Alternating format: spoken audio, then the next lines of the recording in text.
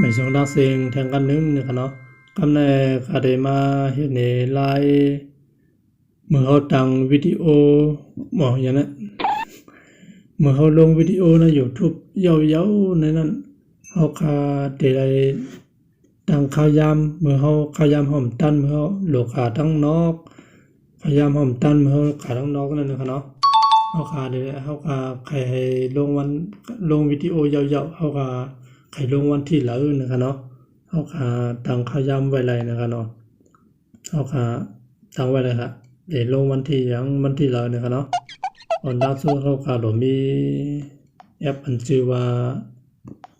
YouTube Studio นะครับเนาะวันนี้ก็จะมาสอนตั้งเวลาลงคลิปนะครับ ในมือถือเขาขาโหลดมีแอปดูได้นะครับเนาะเพราะว่าเขาขามียาวโหลดมายาวแอปนี่ก็โหลดมาใน Play Store ได้นะครับเนาะเพราะว่าโหลดมายาวๆเนี่ยเขาคัดที่เข้าขาเนาะนะครับเดี๋ยวออกมาในช่องเขาในข้อเขานะครับเนาะเพราะว่าเขาใคร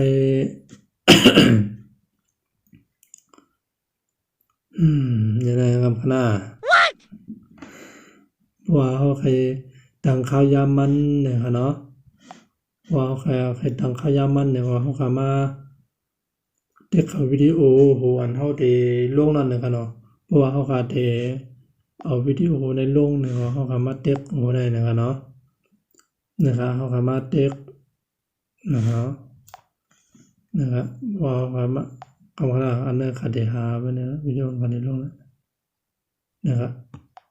วิดีโอเนี่ยครับเนาะอันในลงเนาะเขาเด็กขัดที่วิดีโอเนี่ยนะครับเนาะอันนี้ครับลงไว้หมอกวัน2 วันเนี่ยครับเนาะเนี่ยขัดได้ลงอันนี้ว่ามันว่าขัดได้ลงมันมาพุกเนี่ยครับเนาะมันเนี่ยว่าวันที่แล้วนะวันที่23นะครับเนาะนะครับเหมือนว่าขัดได้ลงเหมือนวันที่24เนี่ยก่อนเนาะนะครับว่าขัดได้ลงวันที่24เนี่ยก็เขาขามาคำนะจัดขึ้นเขาขามาเด็กที่ห่างกักซ้อนเนี่ยครับเนาะเด็กกำหนึ่งนะครับเพราะว่าเด็กที่ห่างกักซ้อนเขาขามาเด็กที่แถวนายเนี่ยครับเนาะเด็กกำหนึ่งนะครับวันที่นะครับเนาะเขาขาดได้ลงวันที่24คำของผมยันนะเขาขาดได้ลงวันที่24นะครับเขาขามานะครับวันที่24มันดึกมันเท่านะครับเนาะเขาขาวันที่24เอาเนาะเขาขามาเด็กตีนายนะครับเนาะเด็กตีในกำหนึ่งนะครับเนาะเด็กนะครับคำในเขาขามาเลือกข้าวยามันเนี่ยครับเนาะเขาขามาเลือกข้าวยามันเขาขาได้ลงหลายมองนะครับเนาะเพราะเขาขาได้ลง11มองนะครับเขาขามาเด็กที่11มองนะครับเนาะ11มองขา11มองปลายนะครับเนาะเขาขามาเลือกแล้วอันนี้ขาได้ลง11มอง50นะครับเนาะมาเด็กที่50นะครับเนาะว่าเลือกยาวๆนะครับเขามาเด็กตีโดนายนะครับเนาะนะครับเด็กกำหนึ่งนะครับเด็กกำหนึ่งก่อนระยะนะครับเนาะนะครับมันได้ออกมาที่ไหนนะครับเนาะนะครับวันที่11มอง50นะครับเนาะได้ลงมันได้ออกนะครับเนาะเพราะว่าเขาดังขายามมันไว้ในยันว่าเขาบางวันในเขาลงวิดีโอยาวๆเขาโหลดขาทั้งนอกเขาบางพอเขาโหลดด้วยเลยเข้าที่นั่นเนาะอันนี้เขาดังขายามไว้เลยเพราะว่าเขายาวๆเพราะว่าดังจะได้ยาวมันเขามาเด็กดีเท่านั้นนะครับเนาะเด็กเลยนะครับทีนี้ขนาดเด็กกำนึงนะครับกำครับปึ๊บได้ปั่นวินกำนะครับอ๋อเนี่ยครับยาวๆครับเนาะอันนี้เขามาได้ดังขยามไว้ยาวนะครับเนาะอ๋อเนี่ยครับอันนี้เรียกใครว่ากำหนดเวลาไว้นะครับเนาะนะครับมันได้บอกที่นี่ครับเนาะวันที่อย่างนะวันที่24นะครับ11โมง50นะครับเนาะกำหนดในเด็กไทยมันได้ว่ากำหนดเวลาไว้นะครับเนาะก็ว่าเป็นภายใต้ว่ามันได้ว่าตั้งเวลาตั้งค่ายามมันไว้นะครับเรียกว่าเขาตั้งหน้าดีไว้เขาได้ลุกเข้าได้นั่นขนาดเนาะจังนั้นเนาะครับจังว่าเขาตั้งหน้าดีไว้เขาได้ลุกหลายมองเขาได้ตื่นหลายมองนั่นขนาดเนาะนั่นก็ ขยำหรือข้าวหลายมองนั่นน่ะเนาะขย